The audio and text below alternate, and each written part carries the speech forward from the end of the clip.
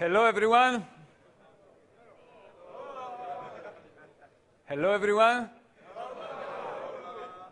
That's better. You guys can hear me from back there? Move your head. Is that fine? OK. I didn't expect to have so many people as the last session of the conference. I mean, you guys are very resilient. All right. So my name is Abder. I'm Luca Bolognese. I work on the languages team, which means I help building C#, Visual Basic, and F#. Today's presentation is about F#, so let's get to it. All right. I'm going to talk for an hour on this slide, so you guys... All right, so my first statement is that writing code is fun. I mean, we don't do it for money, right? We will be doing it anyway. Right? It's true. I mean, that's the truth, right? And it's especially, let's not tell our managers, but that's the truth, right? And it's especially fun in these days. In these days, you're there, you write code, IntelliSense pops up, tells you all the things that you can call. If you screw up something, you know, the IDE is going to tell you immediately. You can set breakpoints.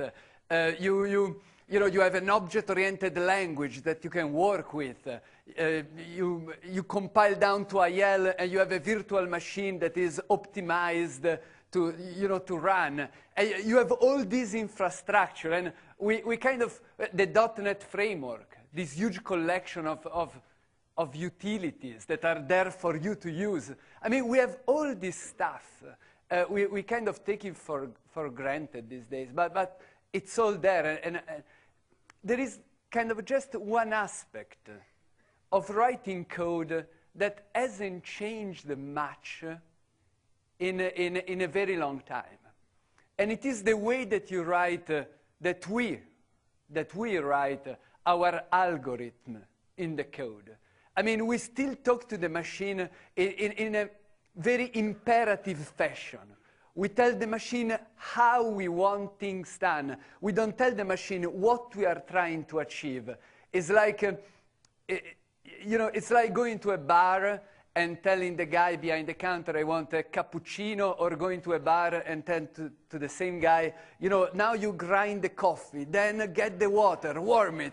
At the same time, prepare the milk. And I want these two things to go in parallel, but at the same, you know what I mean?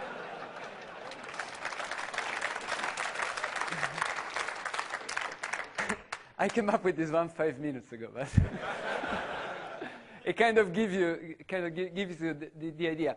And that's kind of the way that we talk to the machine. We are there with variable, with for loops, indexing into arrays, and we are doing all of that. And to give you another way of looking at this, when we look at this thing, it makes perfect sense to us. I mean, what's there? We are just incrementing a variable, right? There is, as programmers, that makes perfect sense. But if you take a more declarative view of this, and you look at this as a mathematician, this is an equation that doesn't make any sense, right? I mean, think about it. There is no x for which x is equal to x plus 1, right? But this imperative way of thinking, it's so intrinsic to us that that's the way we do things. And kind of all our programming languages are on that, in that vein, both C#, VB, and there are other programming languages out there, and they are very successful, especially in the scientific community or in the financial community. Things like Lisp or OCaml or Erlang, there are Haskell. There are so many of them. They are fantastic languages. And as I said, they are very successful in those domains, but they haven't really catch on. I mean, to the mainstream, right? It's not something that you talk to the average programmer and they know about or they use every day. And we can speculate of why that is the case, right? You can have your own idea, I can have my own idea, but one reason for certain is that none of those languages has all the tools that I was describing before. I mean, they don't have a professional IDE that you can go and look. They don't have good debuggers. The virtual machine often is not a first-class virtual machine. It doesn't have something like the .NET framework. You know, those are fantastic languages, and in fact, F# has taken a lot from those. You know, a lot of ideas in F# come from those languages. But they never had all the rich environment that the .NET languages give you. So what we are doing with F# is taking all the power that comes from those languages, from those declarative languages, and merge it with all the good things that are there in .NET. So that you can use this style, this kind of declarative style of programming in your day-to-day work. And you've got all the things that you're used for. Now you're probably thinking, I have no idea what this guy is talking about. You know, you see me, I'm making kind of large generalizations, and you're thinking, does that even apply to me? And so I'm going to spend the next hour just writing code and try to use that as a way to see if I can kind of prove my point there. So let's go and write some code here. All right, you guys can, yeah. Is the font big enough for you down there? Yeah, you can see? Do something. Yeah, okay. All right. Typically, the way that an F# program works, the way that you write code in F# is slightly different from how you might be used in C# or VB.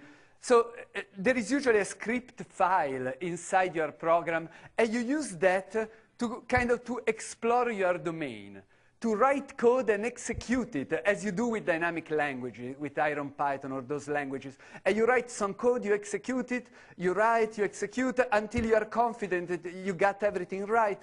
Then you compile, and you have your normal cycle. So and this is the script.fsx file. By the way, this is Visual Studio. It doesn't look like Visual Studio because I disable everything, but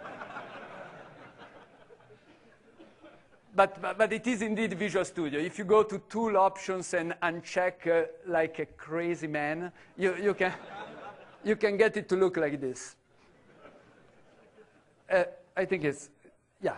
So this is where you write code on the top, and here is where the code gets executed. So for example, if I write a line of code like let epsilon equal 0, like so, I can then highlight my code, and by hitting Alt and Enter, the code will be executed here. So now I have an epsilon, which is an int, and I can look inside the int, and so on and so forth.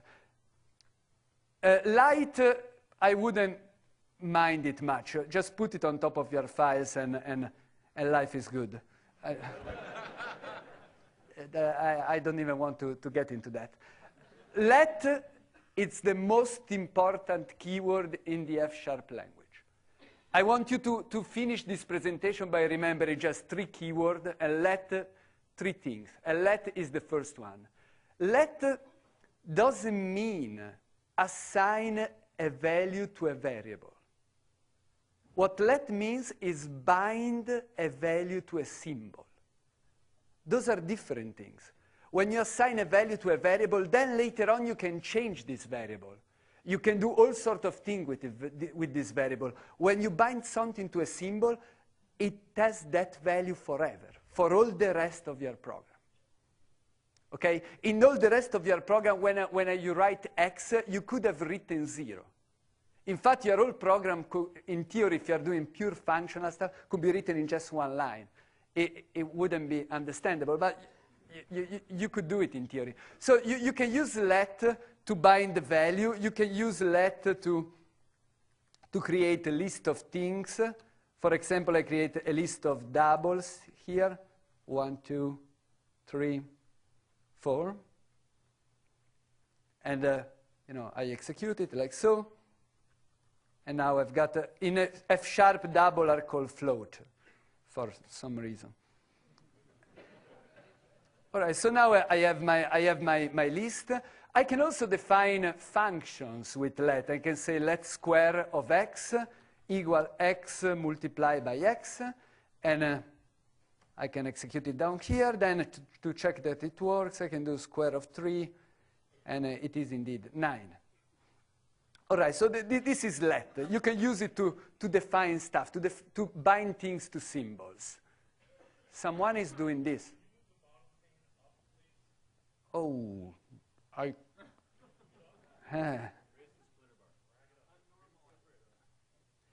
yeah, then if I have to do this, then all my magic goes away, because I need to...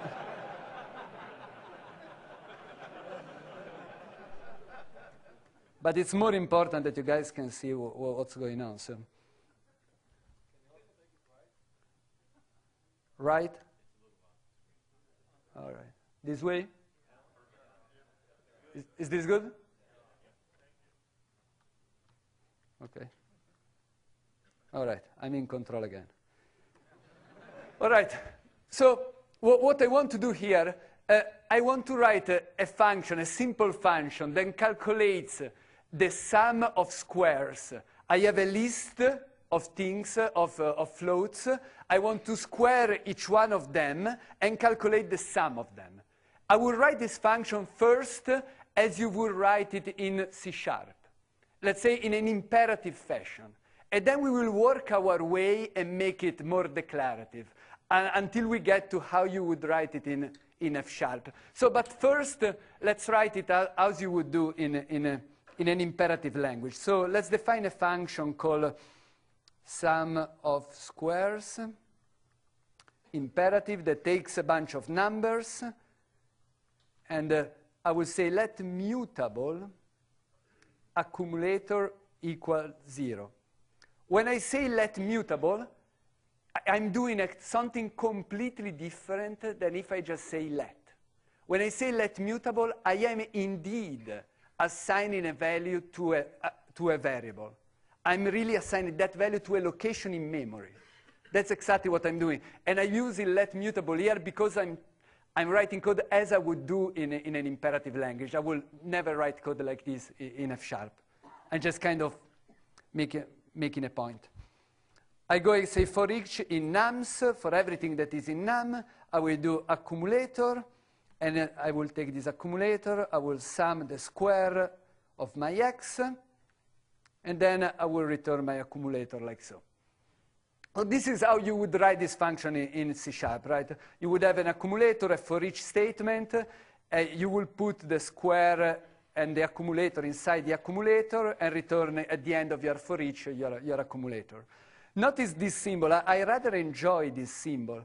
When you are working with a variable, so when you are not working with a symbol, then you don't use the equal operator because you're not binding something to a symbol. You are using this arrow that gives you clearly the idea that you are pushing something inside a location in memory. Okay? It's really a different operator, and I really enjoy this choice. And something else to notice is if I look at sum of square, it's a function that takes a sequence of int and return an int. But how does the compiler know that? I don't say int anywhere in my code. So the compiler just infers the type of my parameter and of my return values. And the way that it does that is, let's look at an example. So sum of square returns an int, all right?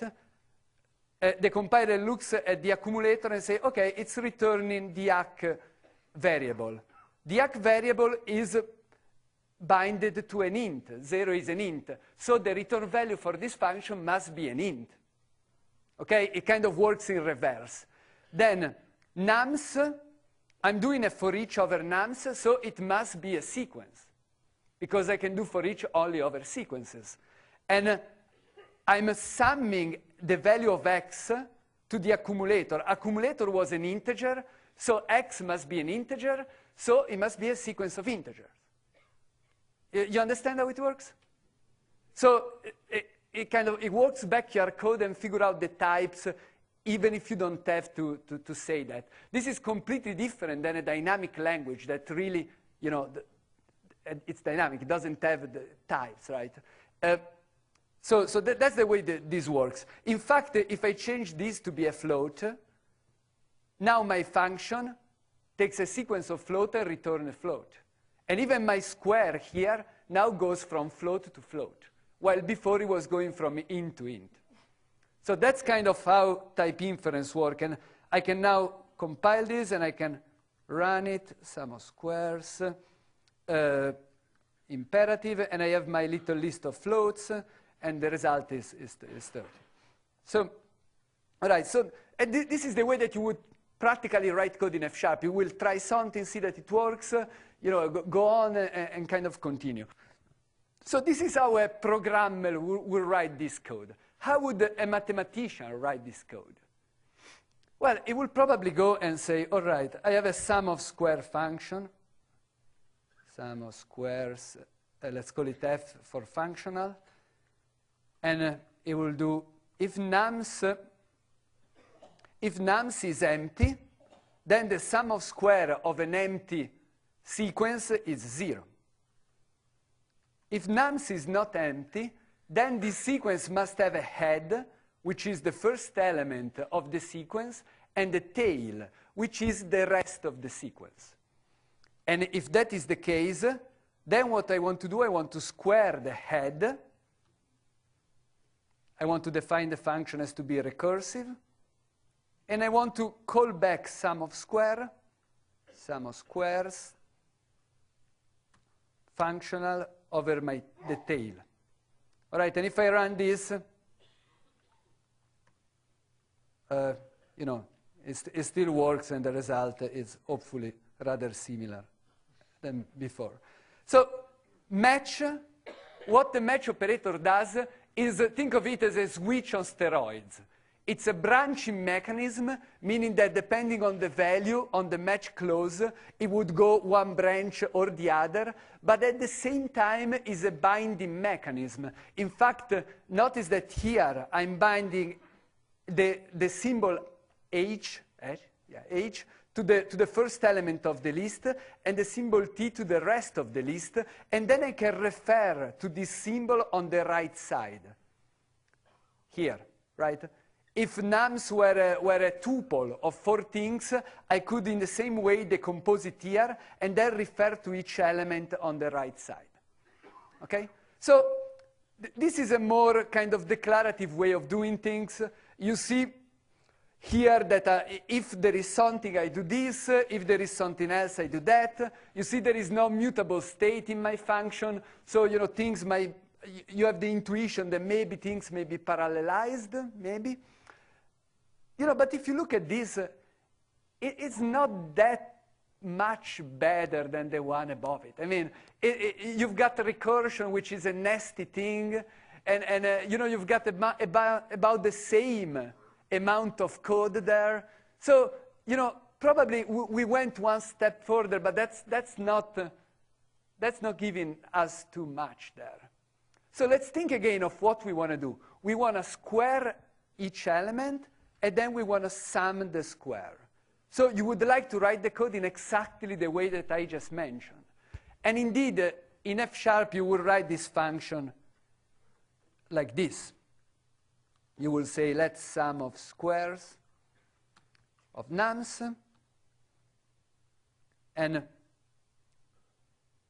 given nums, you would first, I will explain what I'm doing in a second, you will first square all the elements, and then you would sum them.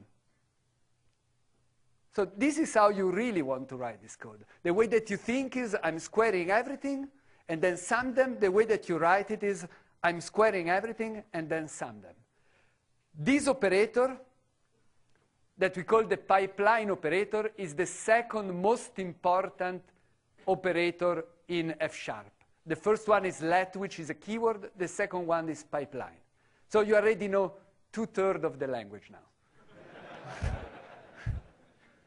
What that operator does is, if you guys are familiar with LINQ, it works very similarly than LINQ.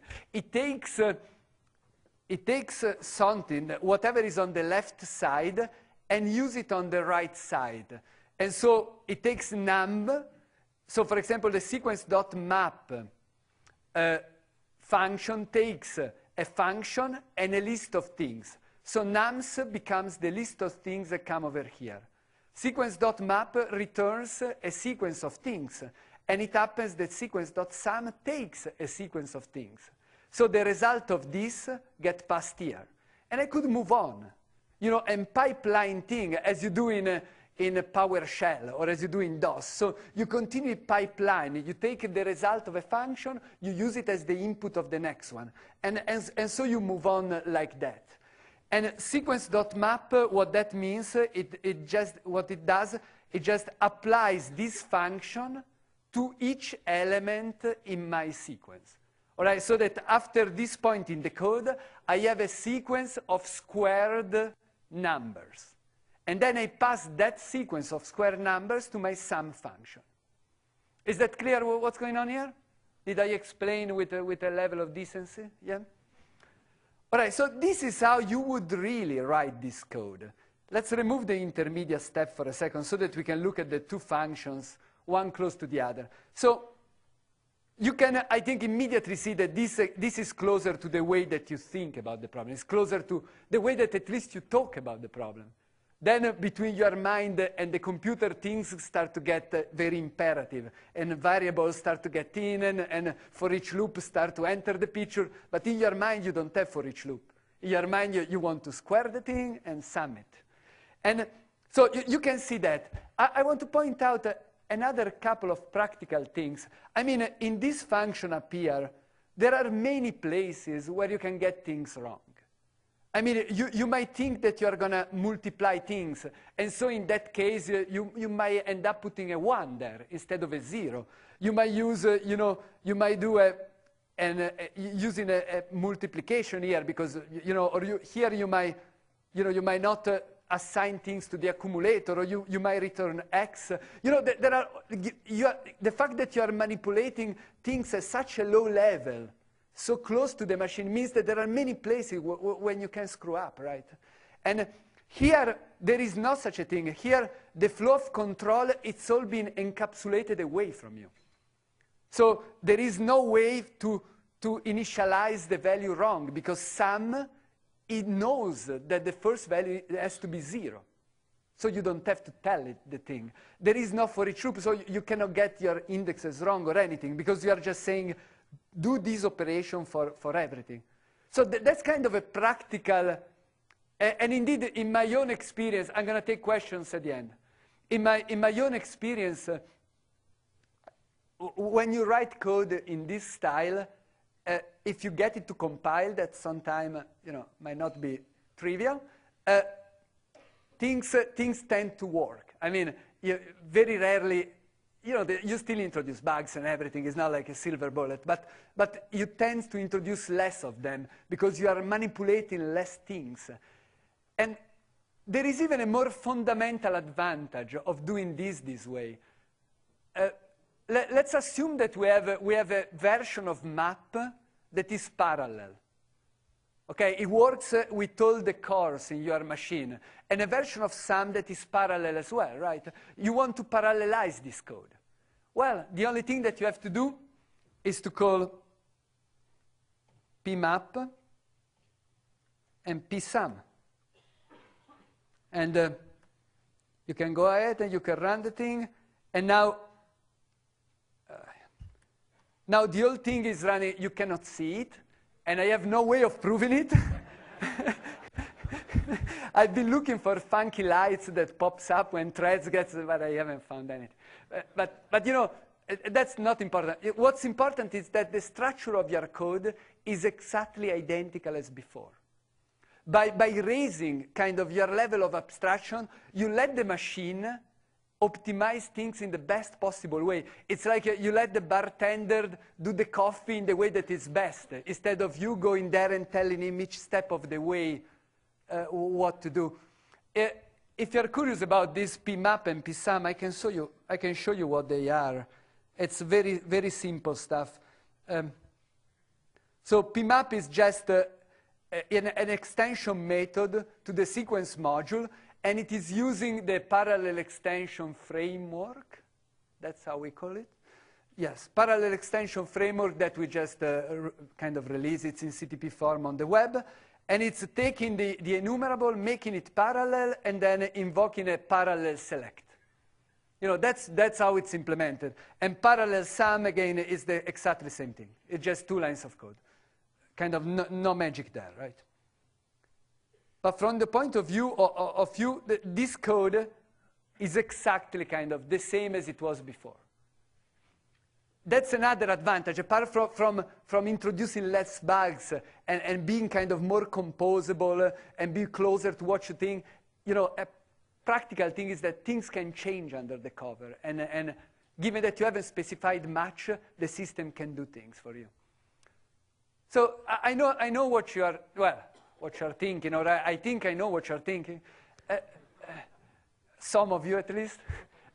Every time I get presented something of this thing, it's always with very simple samples. It's like, yeah, wow, you can square integers. Cool. You know? and always those little toy applications with some kind of pseudo-mathematical thing to them. But can you really write the code that you're writing right now in this fashion? Can you write a real application like this? So in the next 20 minutes, I will try to do just that. Write a real application, not just a little toy here. So let's remove all this stuff. That was good as a conceptual way. Does it work? That makes it clear the difference between kind of imperative way of doing things and I always wonder if people tell me no what I'm going to do. You know? But yeah. All right, so the application that I want to write, it does this. It downloads all the stock prices from this website. This is Yahoo Historical, and it's ironical that I'm looking up Microsoft on the Yahoo website, but focus on the kind of the structure of the data. There is a first field that is the date. Then there are a bunch of prices, 4 of them. Then there is the volume for the stock. And then there is the adjusted price. I want to download that data. I want to create an analyzer that calculates all sorts of return, standard deviation over that data. And I want to start from nothing, from scratch. So first thing I want to do, I want to go down here at the bottom. There is a download to spreadsheet. And I can get the shortcut for that. And what that does, it downloads something that has this shape. It's a CSV file that has a first line that is the header, and then it has comma delimited data that represent all the values for my stock. Okay, so that's the data I'm going to operate on. So let me go back to my code here. Given that I'm going to go on the network, I need system.net, and I'm going to need system.io. And by the way, at the end, I'm going to make this parallel and asynchronous. Just to let you know.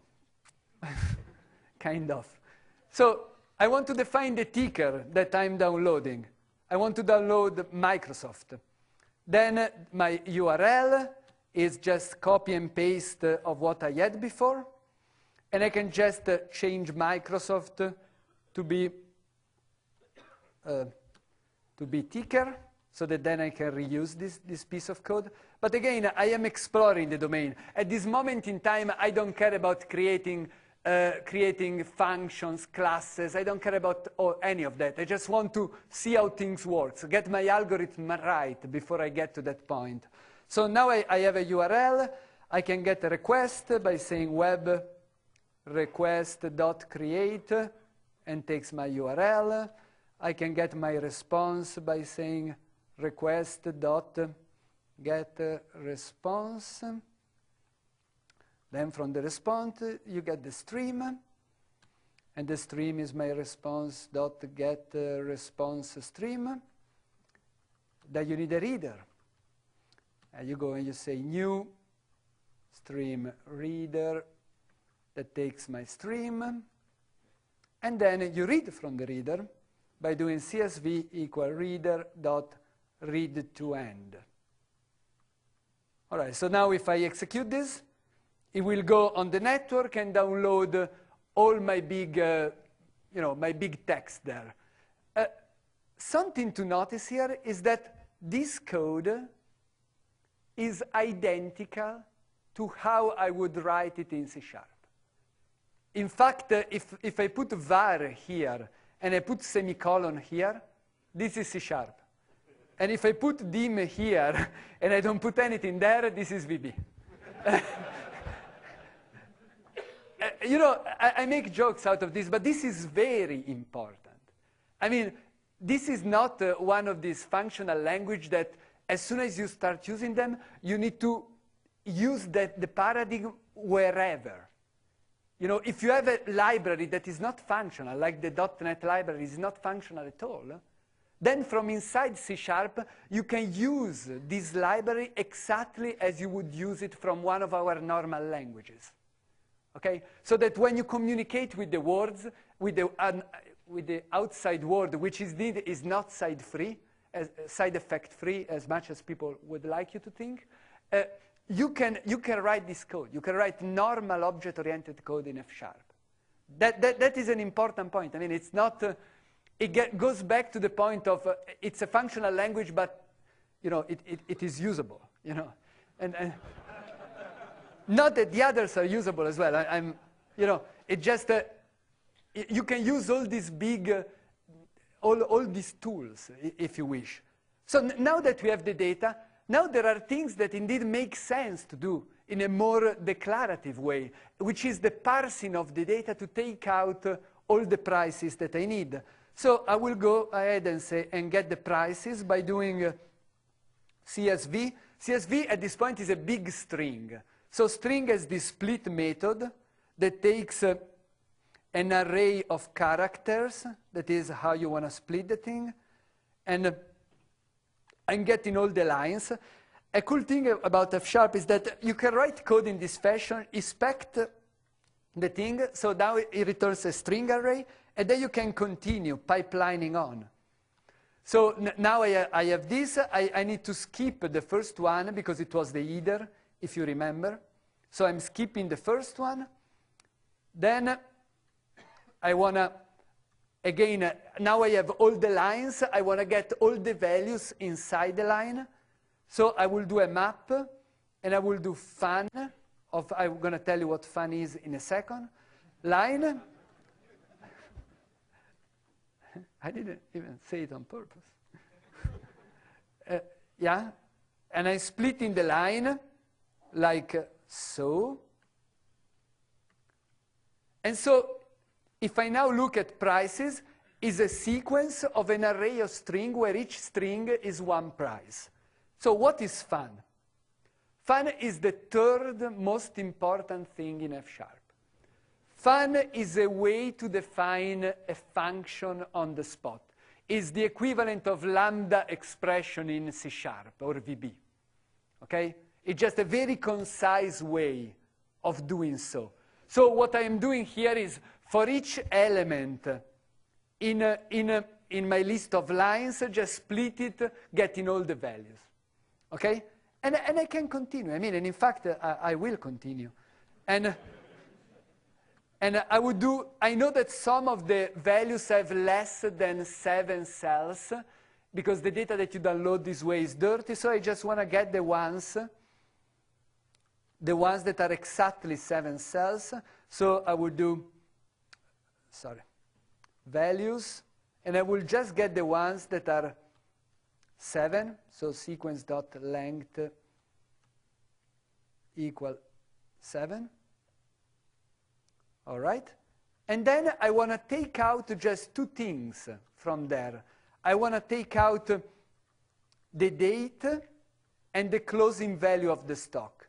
So the date, I need to parse it by doing system.datetime.parse, and it is the first value in there.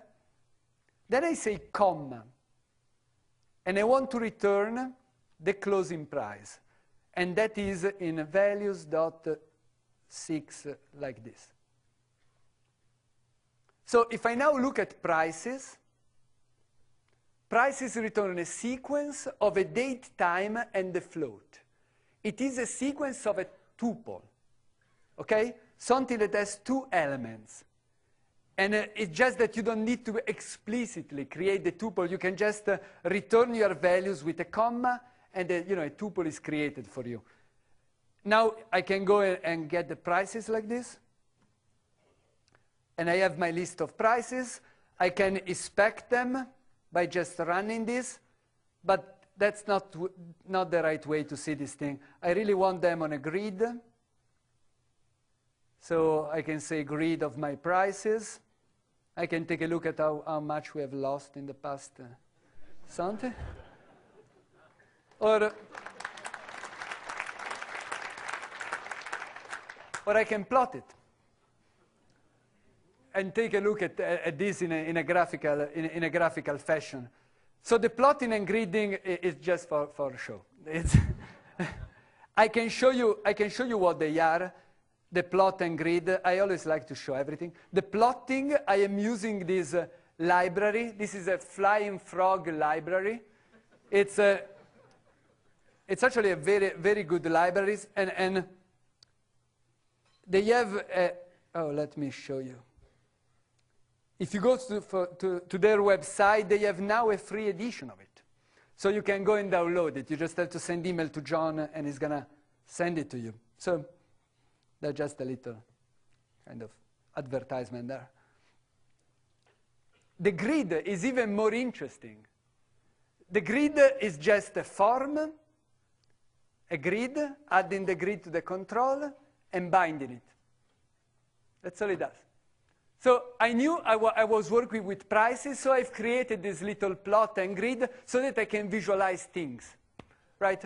And that's the kind of thing that you can do when you have this explorative way of writing things, right? You try something, you want to display it, you do, and you move forward. Something important is that, I mean, this is real code, right? We are not toying around anymore. That's if you write this in C#, you've got your own for each loop nested, variables and things. I mean, we are getting close to a real thing. And still, you still have the same declarative way of doing things. So split the things, keep the first, get the values, filter out. You see, it's exactly the way that when I wrote this code that I thought about it. You know, I need to do this, I need to do that, and that's the same way that I express it. So all of this is some piece of reusable code, right, that I will want to reuse somewhere else. Actually, if I was writing this for real, I would probably have one method for this, one method for that. But let's just create a single method for all of this, a single function, I'm sorry, for all of this. And we don't need any kind of extract method feature or anything. Tab is extract method. And you can just say load prices to give a name to your method. Call it takes a ticker. And here you want to return the prices. And here we have our little method. And we can just then import it and plot various things. So we can plot Oracle, for example, and see how these guys are doing. Well, eBay. Now I'm going to plot things forever. Yeah? eBay, I own this stock. Not too good. So the main point here, I mean, notice that I'm using font 18. So I'm using a huge font. This code, to doing all of this, downloading prices, parsing it, getting everything, stays in half of your screen if you use a normal font like 10, right? And I have written all of it using 3 keywords: let, pipeline, and fun. And those three keywords are all you need for 90% of your code. I mean, you really do write almost everything with those three guys. All right, so now I have my little load price method here. I could go ahead, if I don't do anything, I could just compile this and expose it to my C# VB customer, and they will just see a static method that they can call. You know, I don't need to do anything there. But let's say that I want to expose a nicer API. I want to create a stock analyzer class that then you know, has methods and properties to do things. Can I do it inside F#? And indeed you can, and I'm going to do it now. Let me create a stock analyzer. And let's have it take prices, like so, and the number of days to analyze. The first thing, you remember the prices as both a date and the closing price, but for this application, I just need the closing price. So as I write my code as I always do. I say let prices equal L prices, then pipeline this to sequence.map. And as I said, this thing has a date and the price, but I want to return just the price, so I return just P. Okay? So if I look at this now, it's just a sequence of A. At this point, this is something else of F#. If the compiler doesn't have enough information to figure out the type of something, as in this case, it just assumes it's a generic thing. So you get all the beauty of generic function without you having to say what is generic and what is not. It just, if the compiler can do that for everything, that is a generic parameter. You know what I mean? But you don't need to do any T of T1, T2, T3. It's just the compiler figure it out. You know? And so now, in reality, I'm not using D on the right side, so I could not specify it like so. Or there is already a function that returns the second element of a tuple, and I could just use that one. So that's what I write. And then I just want the number of days. I don't want all the things, I just want days of it. So I do take and I chop my sequence just for this number of days. All right, so now I have my private field, if you wish, prices. Now I want to create a factory method that you pass it a bunch of tickers, and it returns you a bunch of those stock analyzers. So let's call this guy static method get analyzers, and it takes tickers, like so, and days. And what it does, the code looks very much the same. It does tickers, sequence.map. For each ticker, I want to load the prices, like so.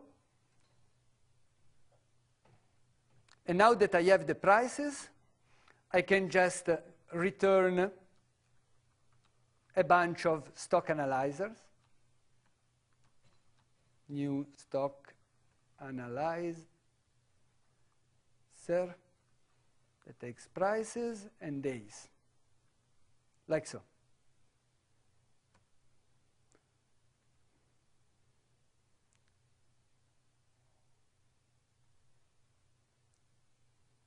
There is something unconvincing about this. Static member, I'm sorry. All right, sorry. I must be rather drunk. Okay, so this is how I get my stock analyzer. Again, look at my code. Pipeline, pipeline, pipeline, pipeline. I mean, you can go quite far by doing things this way. All right, so now I have a stock analyzer. I have a way to get stock analyzers given some tickers. Let's introduce two properties in this class. One is the return. And the return will be last price, where last price is equal to prices, and I want the first one, sequence.nth. I will get the first one in the thing, and then start price is prices in the position, the position sequence.nth of days minus 1. And then the return for the stock is simply last price divided by start price minus 1. Member, I should say s.return, sorry. All right, so now I've got my member. It's a property I can call on the thing. Now let's say that I want to calculate the standard deviation. So let's do it. Standard deviation. I'm trying to write a real thing. I mean, that is my goal. All right, so the standard deviation is slightly nasty. The way, if you look up the formula in some places, you need the logarithm of the daily return for each stock. So the way that you do that, one way of doing it at least, is by following our usual way. You say prices. Then there is an operator called pairwise. What this does, if you take a sequence of things, it takes the first one and the second one, and it creates a tuple of those two, then the second one and the third one, and create another tuple, so that in the end you have another sequence that has all the possible pairs. You know, first with second, second with third, third with fourth. It's clear what it does? I didn't even know this thing existed. But it's they're convenient. So now that I have that, I can just take the pair here, do the logarithm of x divided by epsilon, which is the daily return. You know, and this is those are my log. This is the log of the daily price. Then if I have that, then the mean of the log will be log rets, and I will calculate the mean by doing sequence.average. The variance is log rets, again pipelined to sequence.average by, and the function to average on will be the return, and it will be the square of the return minus the mean. I mean, it's not really important what, you know, that the formula is correct. It's the concept that is important. Notice that here I don't have a square because I deleted it from my file, but that is no problem. A function is like, it's a symbol like everything else. I can just define it here. Say that as my square of x equal x multiplied by x. So now I have my square. And I want to return the root, the square root of the variance, and that is the standard deviation. So let me check that I didn't make any error here. No, everything works. So notice what I did. This is just a class. It's a normal class, and again, this is the other half of a page if I was using a normal font. So think about what we have done. We have written all this stuff and everything, and it's all in one page, and all using very few keywords here. So all right, so now I have this thing. I can actually use it from, for example. Well, no, before I use it, I need to make it real. So I told you that I was just experimenting with my domain, right? I was executing, graphing, doing grids and everything. Now I'm happy with my result. I think this is a good class I want to expose. So I just take it, copy. I press the wrong button. I press the right one. I can go to my main F# file, just paste it there, and build. So now I got myself a math library, a component that I can go and use from whenever client I want. In fact, I'm going to use it from C#. And what I'm going to do here, I'm going to create,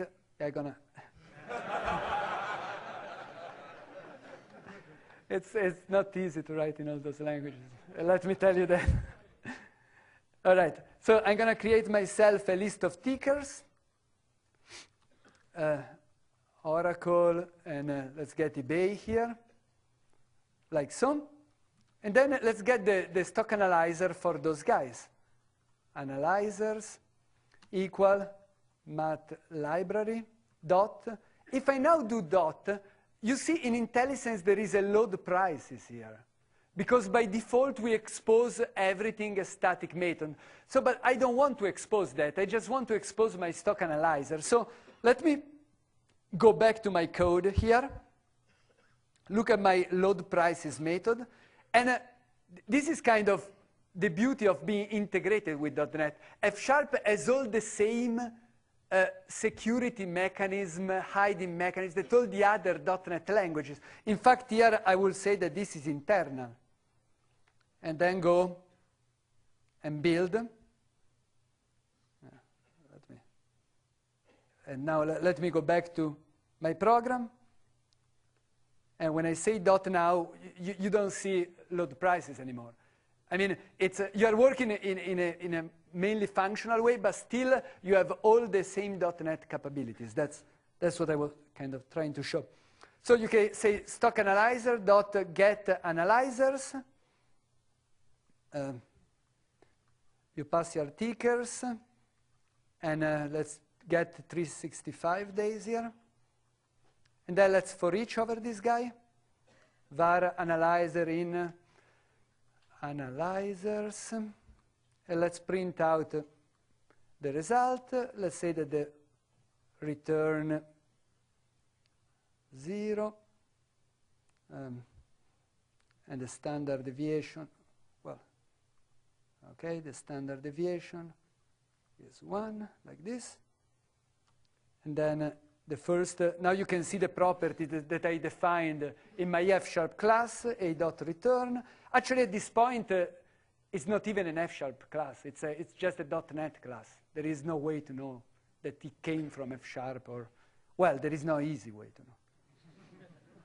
And get the standard deviation. And so I use it in exactly the same way as I would use any other component.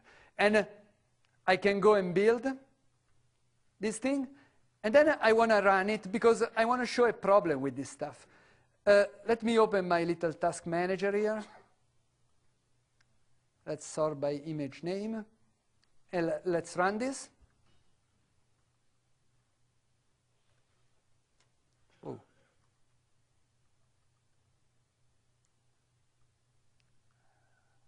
Where do I put that thing? All right, see that now I've started my application and it starts with 10 threads there. And see how it sequentially prints out the return and the standard deviation on the screen. And you look at this and you think to yourself, well, that's rather stupid, right? Why am I waiting to have downloaded the first ticker to download the second one? And then I'm waiting, and then I load the third one. What I really want to do, I want to do those 3 operations on different threads, and not just that. I also want not to keep those threads occupied for all the time of my computation. And the reason for that is that if you look at the way that my function is written here, yes, in this point in the code, I'm just keeping the thread, but I'm not doing anything. I'm waiting for the website to send me a response. So I'm just blocked on nothing, right? And on this point as well, I'm just waiting for the website to send me all the data. And there is no reason for me to keep the thread. And indeed, if I parallelize this, but if I still block on those threads, I could parallelize just to a certain extent. Then the number of threads will be too big, right? So I want not just to parallelize them, but to make them asynchronous. So that when they get to those points in the code, they release the thread to the thread pool, and the thread pool goes, and the web request comes, and when the web request comes back, at that point, a new thread is given to me, and I start executing on this new thread. all right, so that someone else can use my thread while I don't need it. Is that clear what I'm saying? So that's kind of asynchronous programming. If I were writing this in VB or C#, I will look at this function and I will say, all right, I need to take this, create a delegate, pass this delegate to another function. Then I need to take this, create a delegate, the previous delegate take this as another delegate, and all the flow of my code will be, again, I will be telling the barman how to make my cappuccino. I will be, you know, the flow of control would completely overwhelm whatever logical thing I was trying to do. You know, the infrastructure will be too much. And that's why what we have done in F#, if you want to make this code asynchronous and parallel, you come here and you say async. You go down there and you close your little braces there. Then you have to say return here. And then you go to your code and look at all the places where indeed you want to release control. And one of them is here. And when you want to release control, you just say bang. and you call the asynchronous version of your method. Say bang here, and you call the asynchronous version here. So this is all I need to do. Now, so I mean, granted, it's not like magic. It's not like you don't have to do anything. You still need to tell the system where you want to release the thread. But you are marking it. You are not creating a delegate that takes the other, bring it in. See the difference, right? So now this function is asynchronous. When it gets to this point in the code, it would release the thread. And then when the request comes back, a new thread will be created, and I will start re-executing from this. All right? So now, obviously, this function has to change, because I want this to be executed in parallel, and there is nothing that says here to do it in parallel. Notice how now my load prices returns, it doesn't return a sequence of date, time, and float as before, but it returns an async. And this async is like a token that you can bring along, and you can kind of compose with other async until you are ready to execute. Okay, so you might have parts of your system that creates those async because they know that this thing has to be asynchronous. And they create it until you get to a certain point when you know what you're doing, and then you bring them together and you execute all of them in parallel. You know, but the way that you write your code doesn't change. And so here, I'm doing that merge, you know, of those asyncs. So I'm here, where I am. I'm here. So at this point, if I look at the type of this, well, it returns a sequence of asyncs, because I'm executing load prices on each element in my list of tickers. So given a sequence of asyncs, I want to take all these async and create an async that is executed in parallel, that executes all of them in parallel. So I just go in, I say sequence, no, I say async dot parallel. So now what I get myself, it's an async that returns a sequence of these things. So now I can simply execute it by say async.run, async.run,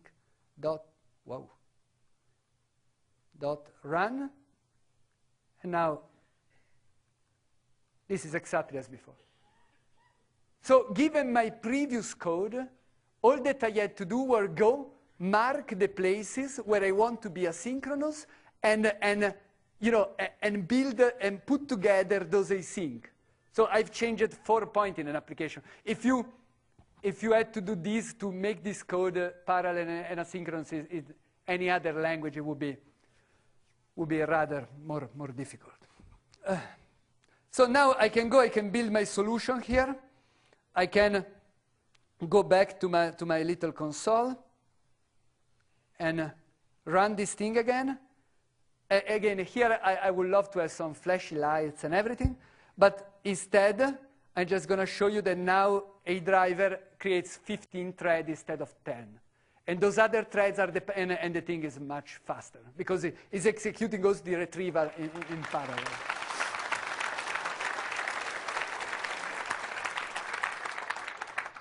So it is really happening. It's not PowerPoint or anything. All right, so let me go back here, because you guys are probably curious of what are we doing with F#. Is that a real product? What is it? So before we get to that, so did my demo resonate with you? I mean, you guys now have an idea that F# is declarative, it's easily parallelizable, but at the same time it plays well with all the rest of the .NET framework. And did I prove my point that you can build real things with it? Yeah. Oh, okay, so that's good. Then I don't need to talk through this slide. All right, so F# originally was something coming from Don Syme. Don Syme is the mind behind this thing. And it was in a research, well, there are many people, but Don Syme is the chief architect of this. And it was a research CTP. And so what we did, we took it in the product team, and we are productizing it, which means that we just shipped a September CTP, which is the one that I was using, and it is incredibly stable, and it has a commercial license, so in essence, you can use it and make money, and we don't get any share of it. I think it means that. That's probably an oversimplification of the... I suggest you read the license, but... yeah, but I'm pretty sure that's the concept there. But the most important thing is that in the next year we are making it a real product, exactly the same as C# or VB.NET. It will be at the same exact level, a first-class language that these two things. So that's what we are doing with it. Yeah, many ways to learn about it. The middle book, Expert F# is written by Don Syme, and all of the three of them are all very good books. The one in the middle, I suggest, even if you don't plan of using F#, just get it and read it, and it just makes you a better programmer, independently if you're using F# or not. So I think I am done here. Thank you guys very much.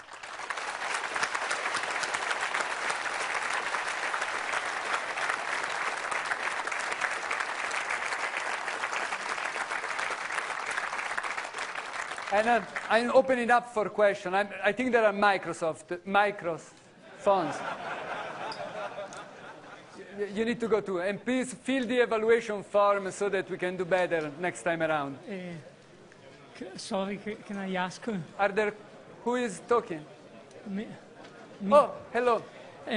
You didn't spoke about algebraic data types. Are they supported? And we will see them also in other .NET languages. Which data types, I'm sorry? Algebraic data types.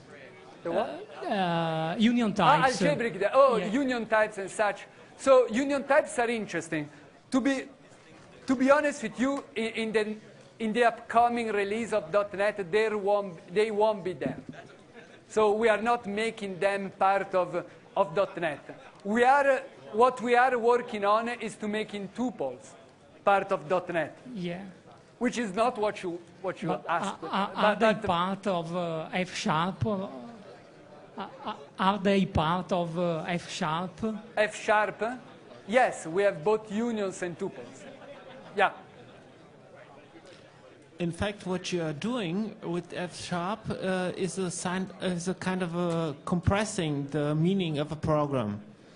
And I think it could be very useful, for example, for rules and workflow foundation or something like that.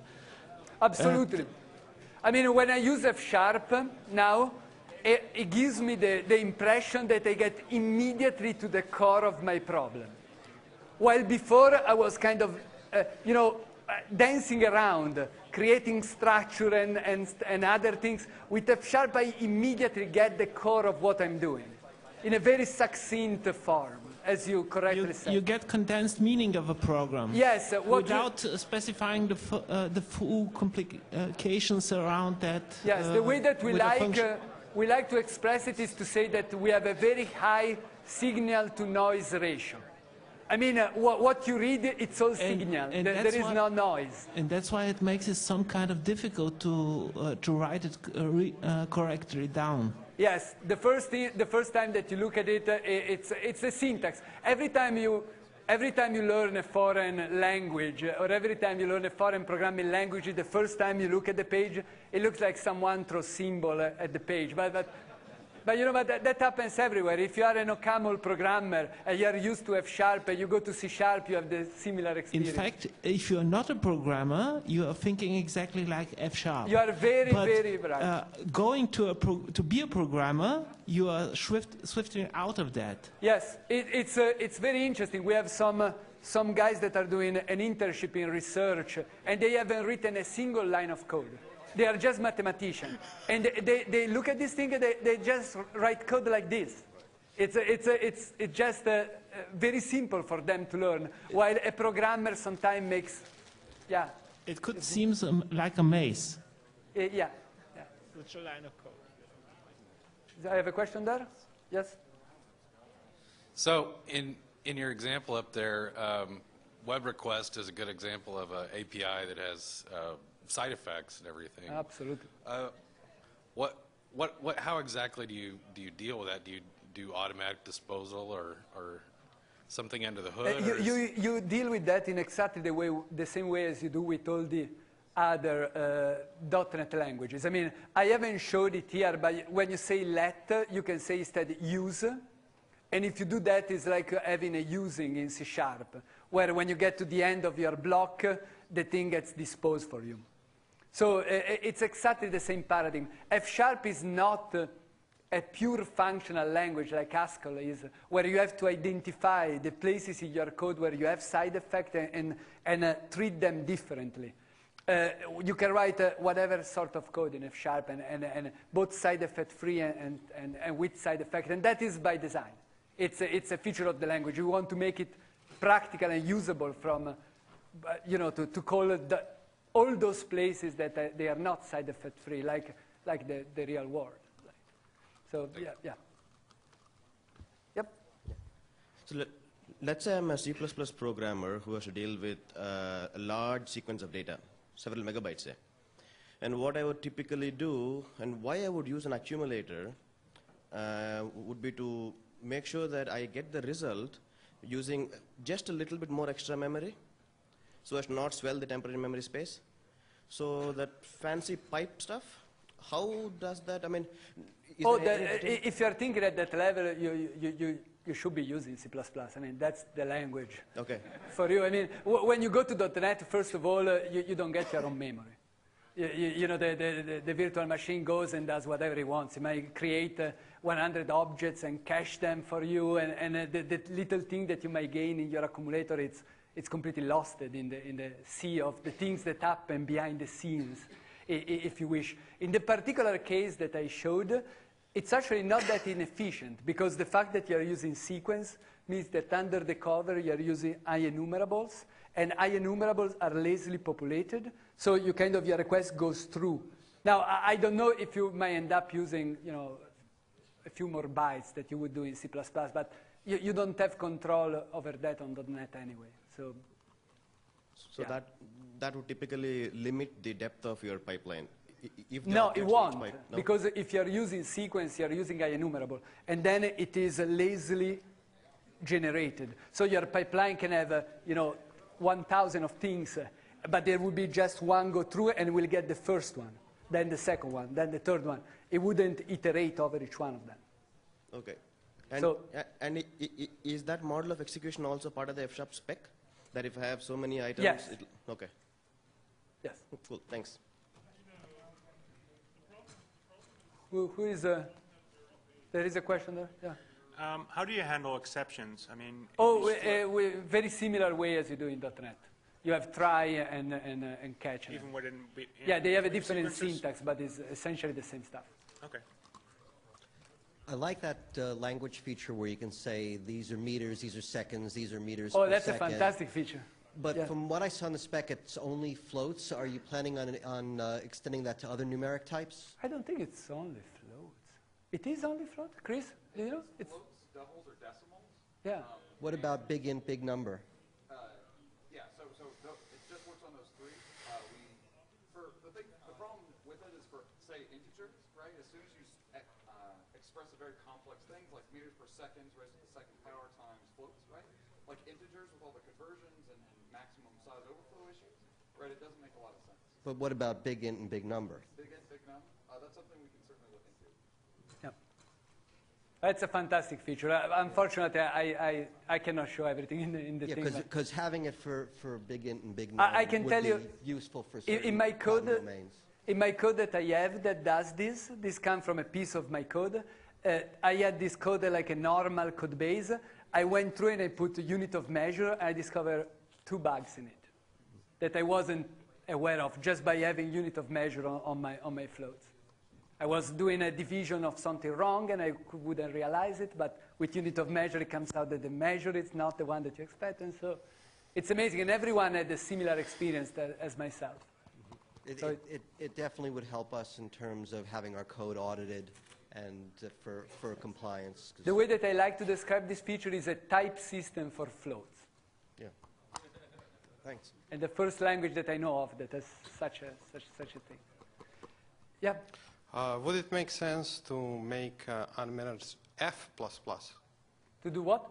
To make unmanaged F++. That's an hard one, man. That's an hard one. I think we already have enough languages.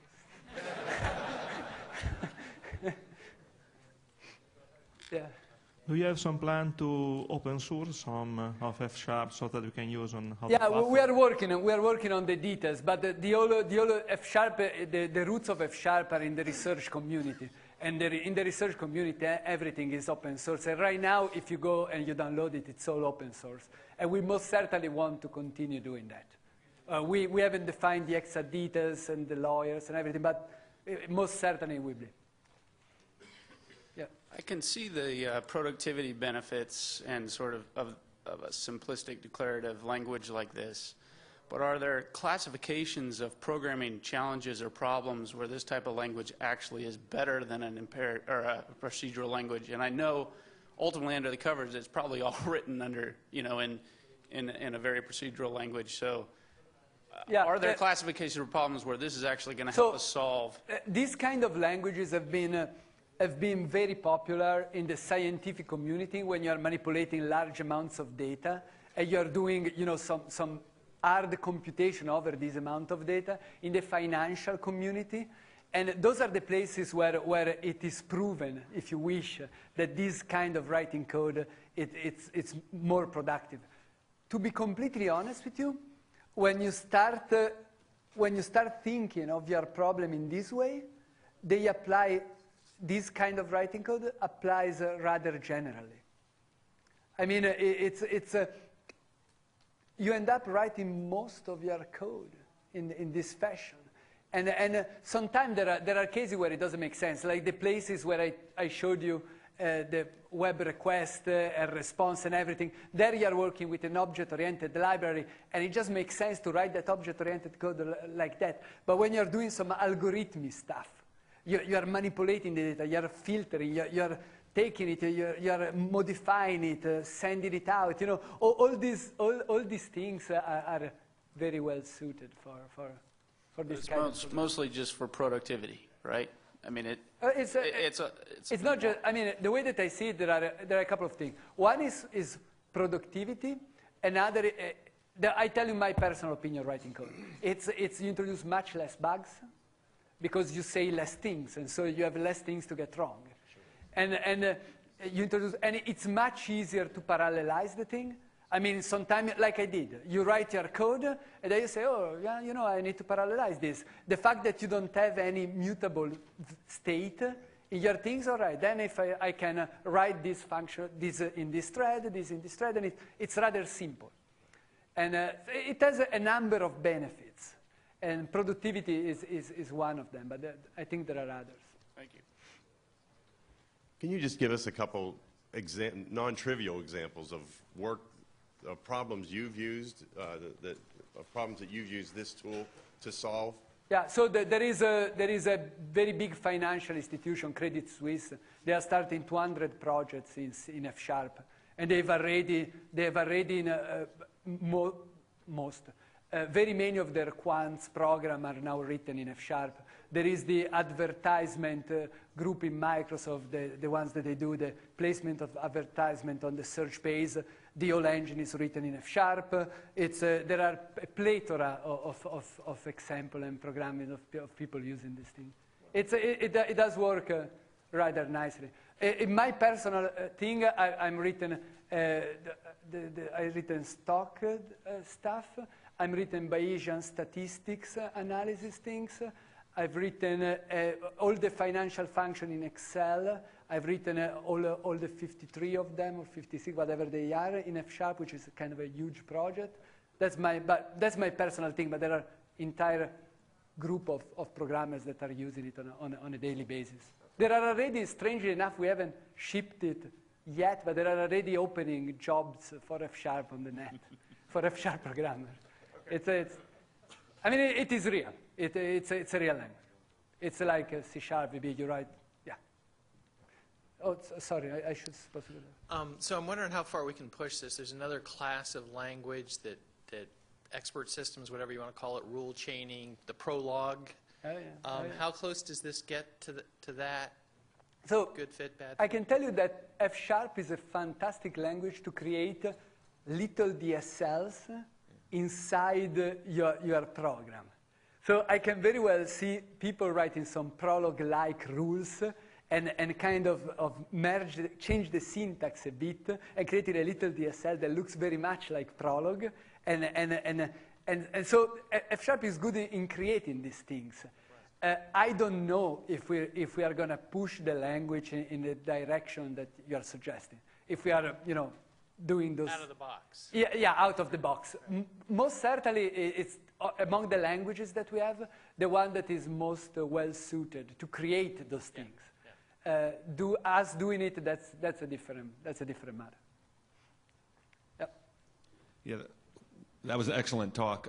Thank you, sir. Is there a reason you preferred the pipeline symbol than nested function calls?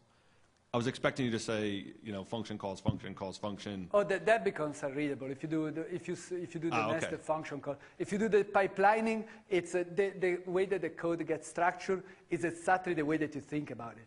Do this, do that, do this. If you do the nested function call, then you got to go to the inside, and that's the first thing that you do. Then you come out and you do the other one. Then you come out. Right, but it's the purest view of functional programming as function calls. But I didn't know if the pipeline seemed more efficient because the pipeline is a part of pure functional thing as well. It's just currying. Okay. It just curried functions, and it gets. I'd never seen it presented that way. That was okay. Yeah, but pipeline is just the syntactic sugar over currying the function. And getting things. So excellent, thanks. So yeah.